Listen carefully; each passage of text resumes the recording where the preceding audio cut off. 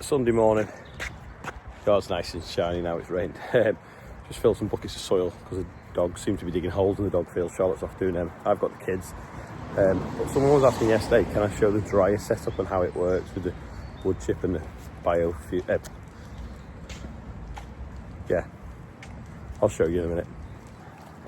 Had a few people, I don't know why, but just over the last sort of month, asking about the grain dryer setup. I think it probably stems back from doing a video of that wall that runs hot and as to why. So I'll start from the beginning and I'll show you the grain drying setup we have, because obviously in Britain it rains a lot and it's important to have a grain dryer, especially on the northwest. So I'll start from the beginning.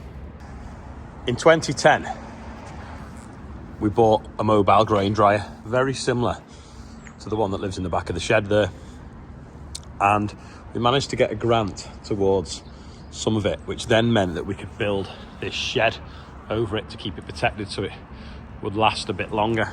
Wipe your lens there. I think at the time it was about 40. Sorry, I just wash that. I think at the time it was around 40,000, but it meant that we could set it up in an automatic system. So we put this pit in, which has got a trench conveyor that runs that way, and at harvest we can tip all the grain in here, well not all of it, but 100 tonne of grain in there, and then the conveyor pulls the grain through, and it always empties from the front, so it means you can keep tipping in and it passes through the back wall. Once it goes through the back wall, we'll walk through and I'll show you, it then pops up. Sorry, the lens has just got like so much mist on it. Pops up and drops into this intake pit for the dryer, and you could, if you really wanted, just about back a trailer in here and tip straight into that, but it is a little bit tight. But that gap has been left long enough, because what we did with the rest of the bay is we made a cyclone, and all the dust extraction goes and drops in there, and then we scoop it out of a bucket. So it's basically just two bays added onto the end of the existing grain store. We used to power it off a generator, and this was the back of the shed. Then in 2015 we then built this new shed, left this bay open for maintenance and access, and upgraded the grid. So we had to dig all the yard up, put a cable through, and then put all the solar in. So all these roofs now, you can see up there if you look, you can't see out the skylights because they've got solar panels above them. But by upgrading the electric supply to a big one meant that we could send a lot of power back. So there's 840 panels on the roofs, and they're the inverters. In fact, that one's not working at the moment. It's gone red, hasn't it? Or maybe it's because it's so dull, because even that one's gone orange. I'll have a look at that tomorrow when it's a bit brighter. So yeah, so we got enough power then, did away with the generator, but it meant that the dryer was hemmed in, which was a bit of a pain for cleaning out. Anyway, fast forward to last summer, summer 24, and we'd worn the old dryer out. We'd used it that much, we put that much stuff through it. It was worn out in the middle of the tube and the auger, and it meant to take it out the shed to put a new one in, which isn't a massive job, only for the fact there was a concrete wall in here across, and it meant that it was going to be difficult. So we took the wall out, pulled the dryer out, did a deal and swapped it for a new one. And the new one doesn't have a burner. And the reason the new one doesn't have a burner is because we don't need a burner, because it was converted in about 2017-18 to run off hot water. So where you'd normally have a burner on the front of your dryer, sort of sat on the front here, pushing hot air in through that chamber, we converted it to run off this huge radiator, which is about 5 foot by 8 foot, and built an air box on it. So when it's pulling, the fan inside there pulls hot air through this radiator, and then the hot air is driven by the boiler, which I'll show you in a minute. But because this is a dusty environment, as you can see, dust everywhere, we ducted it so it sucked it out of that shed. Cold air at the top, or well, warm air at the top really, because it's top of the shed, through the heat exchanger into the dryer. So the dryer now, instead of running off kerosene, runs essentially off hot water. But there's no vapour in that hot water, because there would be if you were burning kerosene, because it's obviously gone for the heat exchanger. So it's dry air. So though it doesn't run quite as hot as it would if it had a burner on the front, it runs with drier air anyway.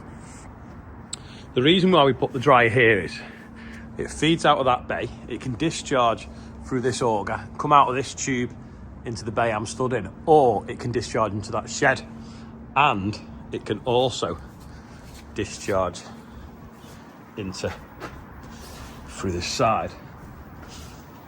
That shed, I might have to draw it on a piece of paper, maybe that's what I do. I'll draw it on a piece of paper and you'll know what I mean.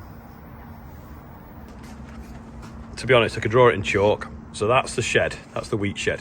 So we put a bay here. This is an aerial view. Grain dryer lives here.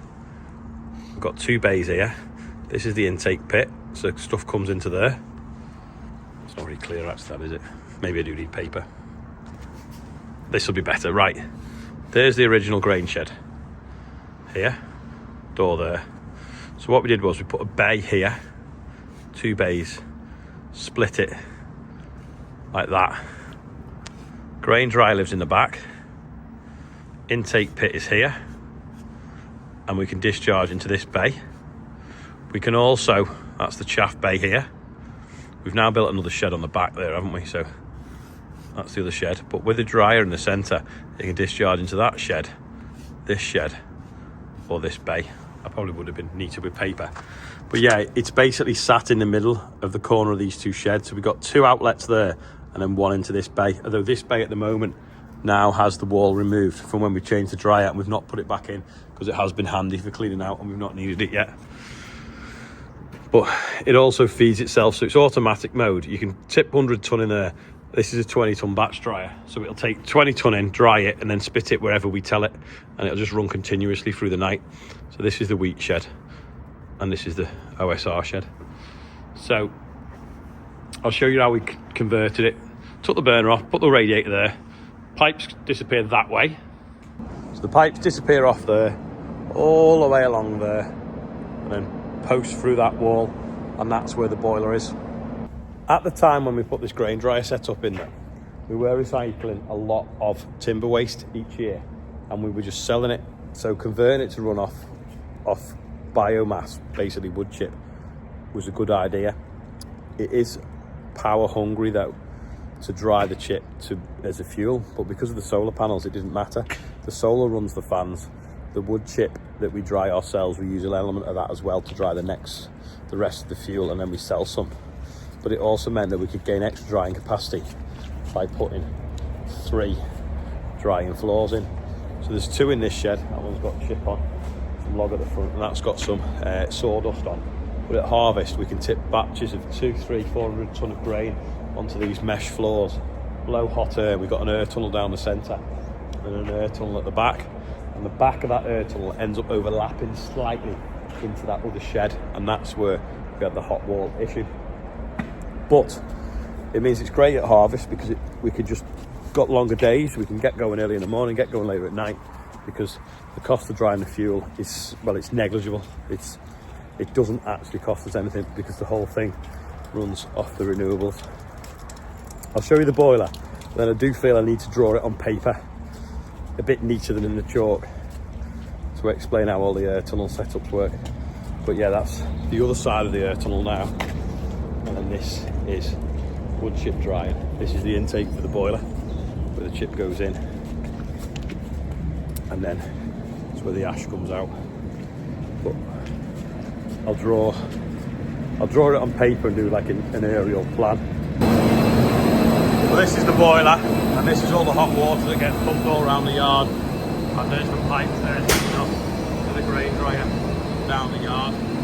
But in here, you can see the wood chip burning and generating the heat. Right, I've kind of done it as an aerial view.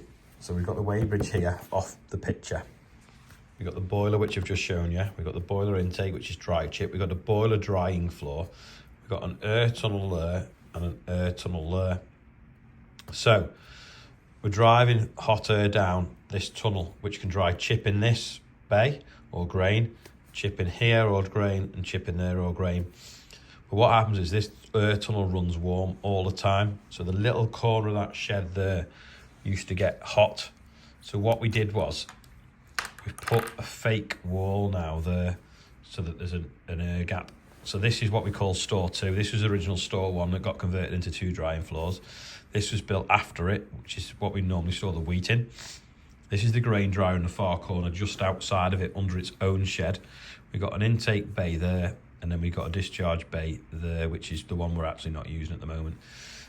The auger comes out, splits right on the edge, so it can drop into there through that spout, or drop into there with this spout into that shed, or through the side into this shed. This is where we'd normally store OSR. And then if you go round the back, you can go in to get the chaff and all the rubbish out, and the dryer lives there. This actually does have a roof over it as well. And then we've got a spare sort of tip bay there, just to the side of the doorway to that.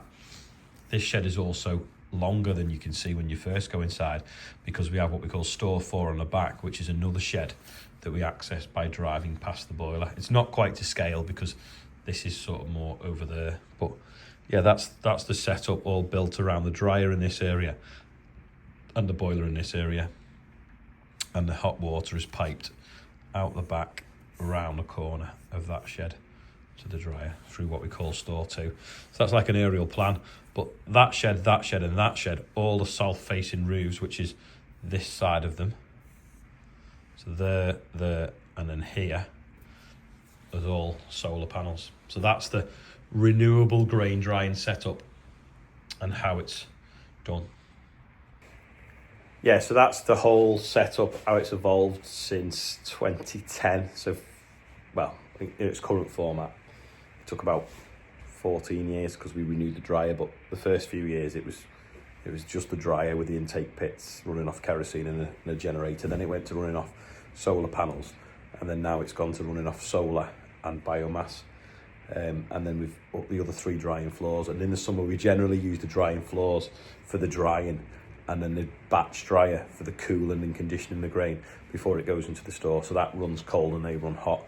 Just works out better that we can dry more grain faster on the big drying floors than putting it through the batch dryer, because once you put it through the batch dryer, you've got to heat it up, cool it down, heat it up, cool it down. So if that just runs cold all the time, the floors run hot all the time, it's just a bit more efficient. I hope you've understood it, but yeah, without doing a complex drawing, that's how it works. That's probably all for today. Waffly day. If you're not into grain drying, you probably found this video boring. If you haven't and you found it interesting, give it a like, that'd be amazing, and share it, that'd be even better. And don't forget, it costs you nothing to subscribe to the channel. Gonna do the birthdays. Rob Yardley. Hey Rob, he is 40. He's away at the moment. No, I think he's back today. Jason Jackson is 53, and Marky B is 44. Last year, Marky B had been 43, which rhymes, doesn't it? But yeah, £108,269. Absolutely chucking it down. Gonna go and have to move some stuff for the dog field now. But thanks for watching, and I'll see you later. Bye for now.